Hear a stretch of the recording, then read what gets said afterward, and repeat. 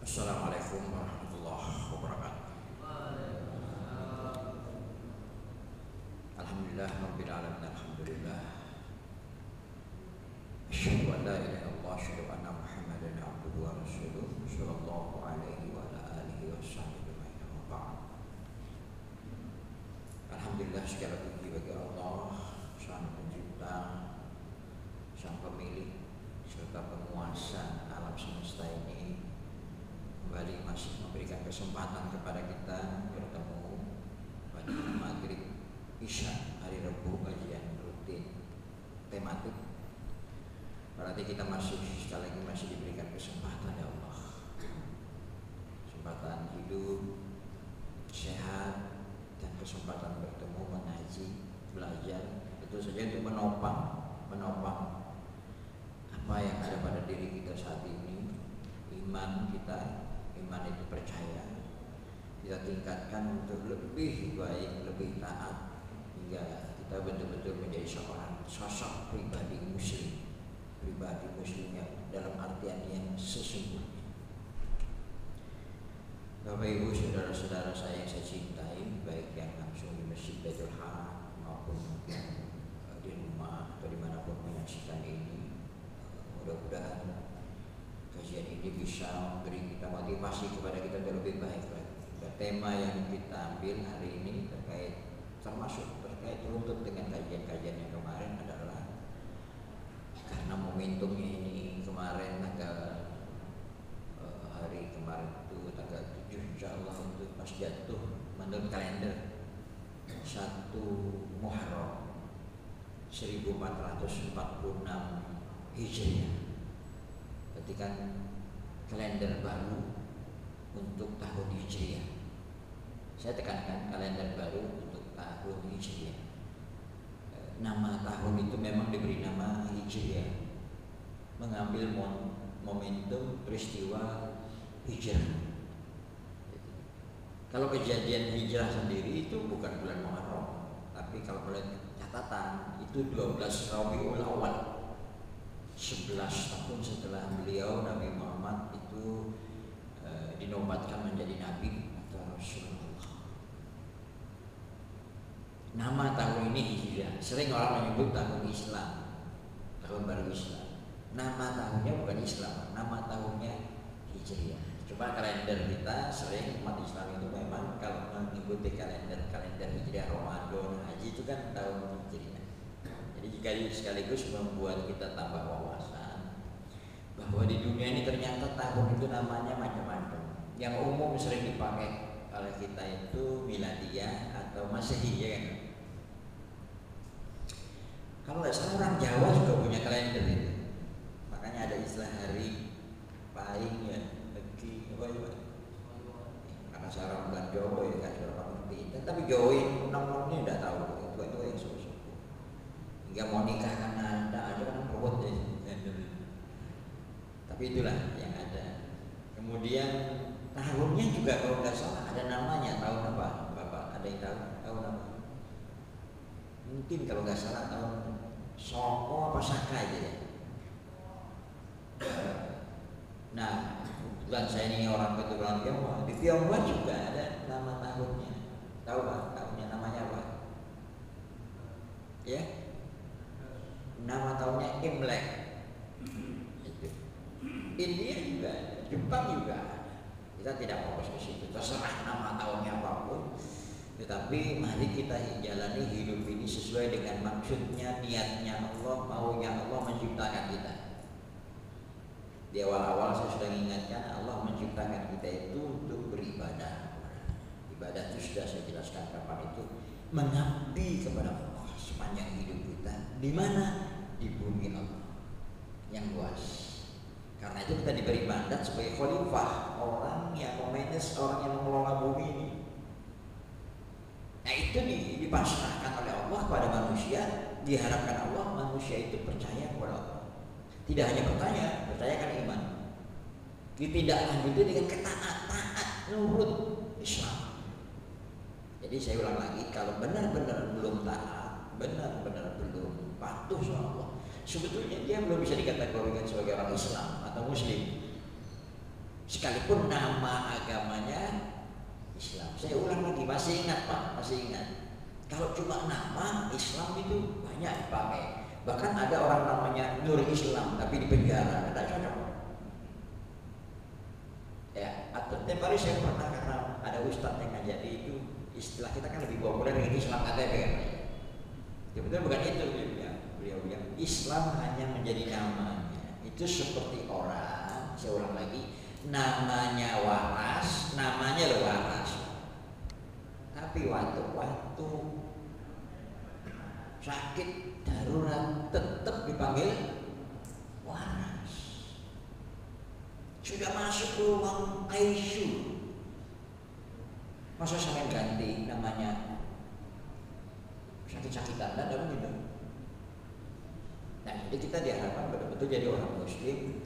Nah, kemarin ingat 1 bulan yang lalu kita diingatkan dengan sosok Nabi Ibrahim. Jadi kalau orang bertanya, orang Islam sebenarnya siapa, yang mana? Apa Ustadz Om? Bukan. Apa Kiai ini? Bukan. Saya sampaikan, para nabi, para rasul itulah yang betul-betul sosok pribadi Muslim. Itu banyak yang Al-Quran. Wa nahnu lahu muslimun. Kami semua para nabi ini Muslim. Apa? Orang yang tunduk, patuh, taat kepada. Nah, rujukan para utama, yang paling utama para nabi itu, saya ulang lagi mengingatkan kita semua, adalah sosok pribadi keluarga Nabiullah Ibrahim alaihissalam. Nah, kita yang sekarang ini perlu betul ingat, siapa Muslim sesungguhnya itu? Ya Nabi Ibrahim. Gak ada yang bertanya saya, kita tidak ngikuti Nabi Muhammad. Nabi Muhammad itu meneruskan, melanjutkan apa-apa yang pernah ditegakkan oleh Nabi Ibrahim. Makanya 2 nama ini selalu kita sebutkan waktu sholat. Coba, karena itulah saya ingin umat Islam itu memahami Islam itu jangan bagaimana ini, tetapi untuk apa? Untuk apa kita menyebut nama Nabi Ibrahim itu setiap hari sholat? Dan sekali lagi, saya background saya kan memang bukan Islam keturunan, saya dari belajar dan mengkaji. Nah, termasuk kalau saya mempelajari Al-Quran, umat Islam itu jadi orang terdepan sebetulnya. Apa aja yang depan, progres, maju. Tapi kenyataan sampai hari ini saya lihat malah kita banyak yang di belakang, yang disuruh rajin, kadang-kadang malas-malas. Di kampung itu saya pernah menegur seorang bapak.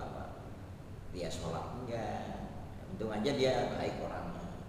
Saya datang ke rumahnya, saya mau ajak kegiatan, jam 10 udah saya turun, jam efektif kan.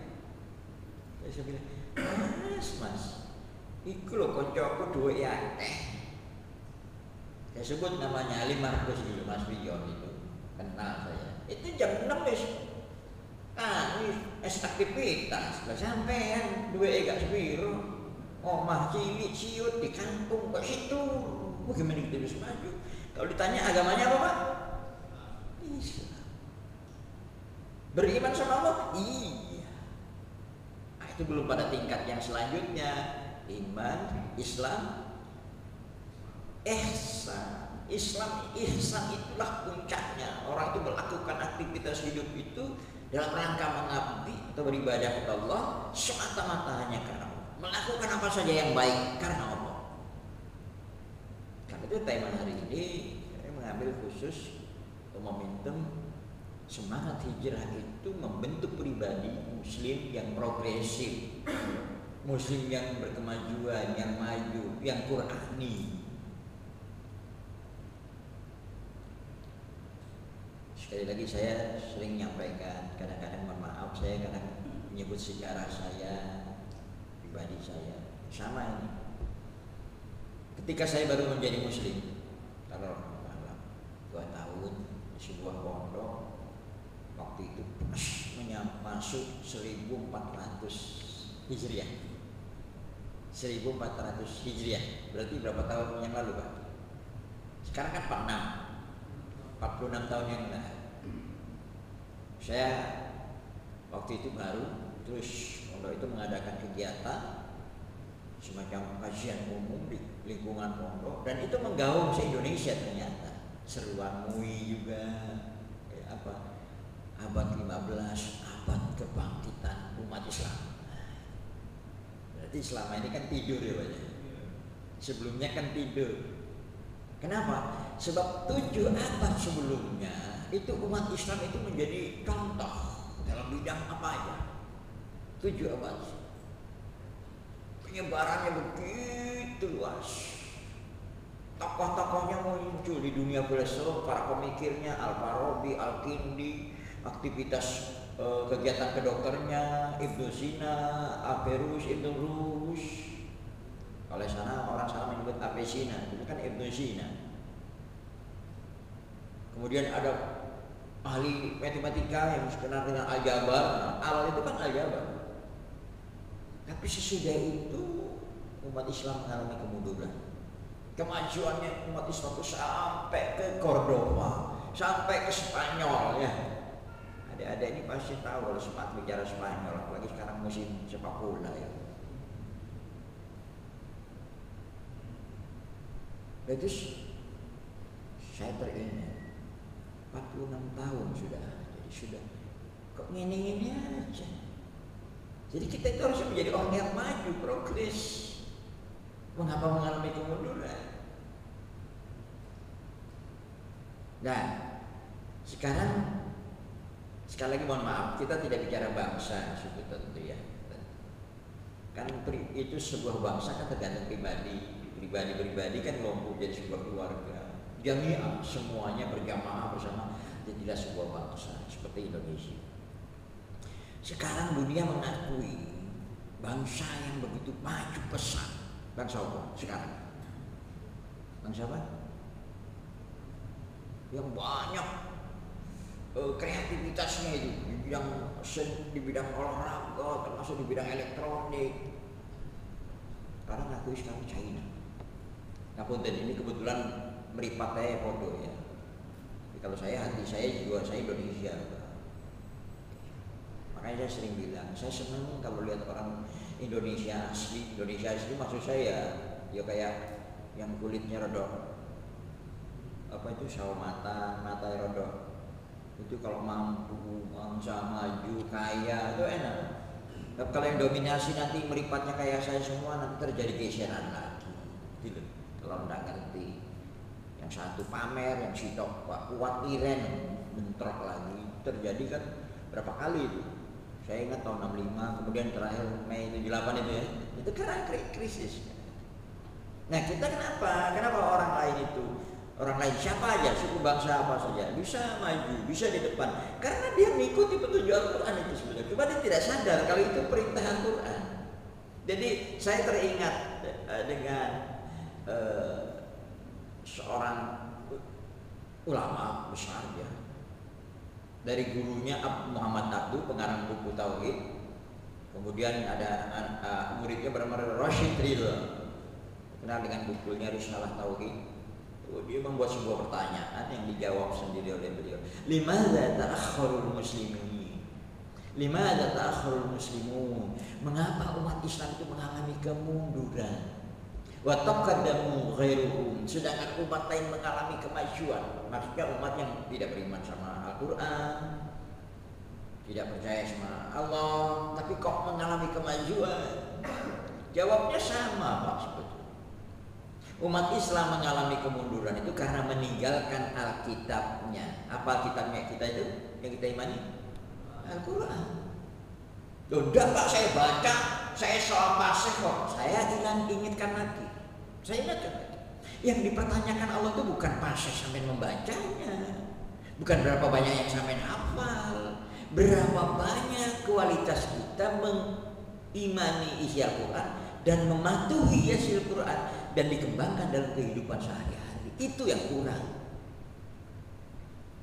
Kalau yang hafal Al-Quran tambah lama tambah banyak Pak. Malah mohon maaf, kadang-kadang ada yang ngimami itu karena hafal panjang-panjang, gak harus makmumnya sampai waktu-waktu.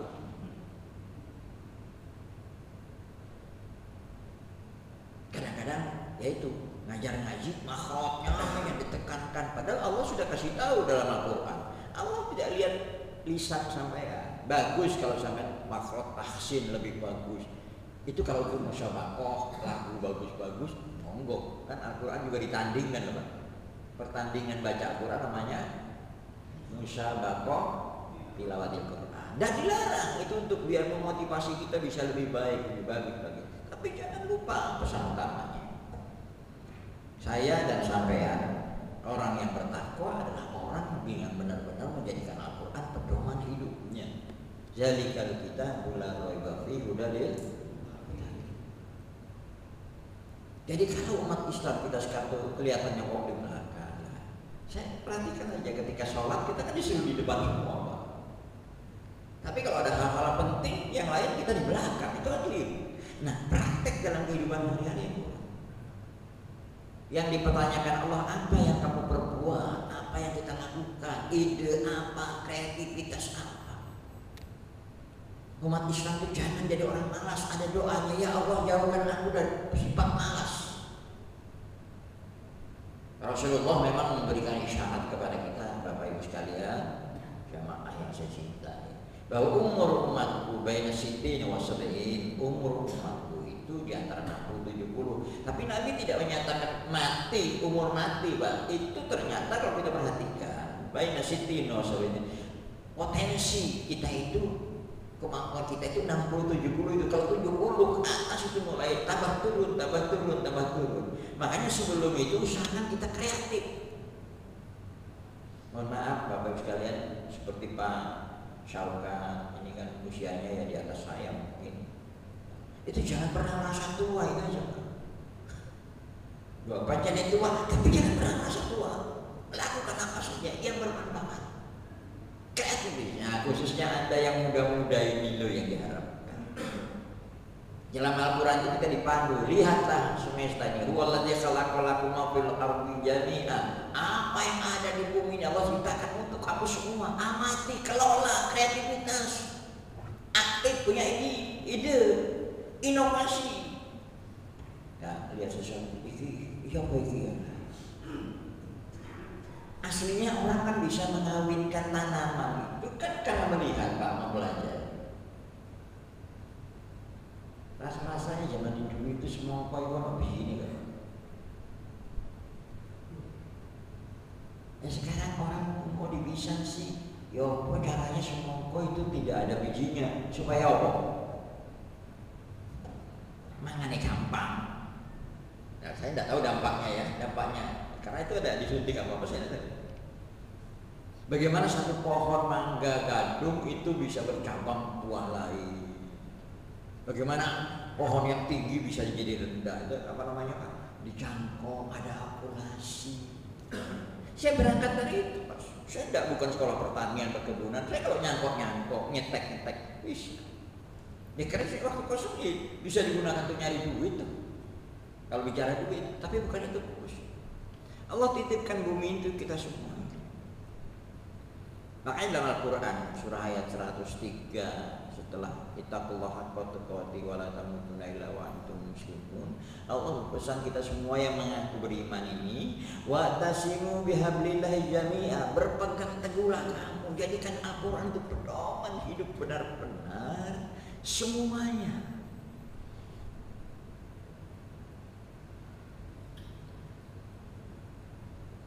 Dalam surah Al-Hasyr ayat 18 ini sering yang disampaikan untuk memotivasi kita progresivitas hidup kita sebagai muslim. Al-Hasyr ayat 18. Ya ayyuhalladzina amanu taqullaha wal tanzur nafsum ma qaddamat lighad wattaqullaha innallaha khabirum bima ta'malun. Terjemahkan, hai orang-orang yang beriman, bertakwalah kepada Allah, taqullah, wa tandur nafsun diri. Nafsu itu diri, Pak. Itu ayat. Jangan mikir keinginan itu terjemah itu bahasa sehari-hari kita ya. Jangan nuruti nafsumu lah. Nafsu itu diri. Saya ulangi lagi. Yang keinginan itu namanya syahwat. Dorongan untuk melakukan yang jelek itu namanya al-hawa, hawa nafsu. nafsu kan, syahwatun nafsu. Tapi yang namanya nafsu itu diri. Wal tandur nafsun, hendaklah setiap diri melihat dirinya masing-masing. Ma qaddamat liqad, apa yang telah kamu majukan, apa yang telah kamu buat untuk esok. Tadi yang pertanyaannya, limadza ta'akhkharul muslimun? Mengapa muslim itu mengalami kemunduran? Wa taqaddamu. Kenapa umat lain mengalami kemajuan? Sama-sama meninggalkan kitabnya. Umat Islam mengalami kemunduran karena meninggalkan Al-Qur'annya, kitabnya.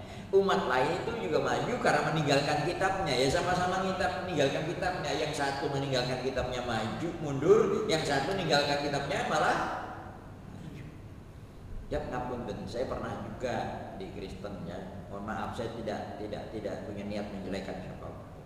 Saya membaca kitab tuh ya memang kalau berpegang teguh dengan itu susah maju.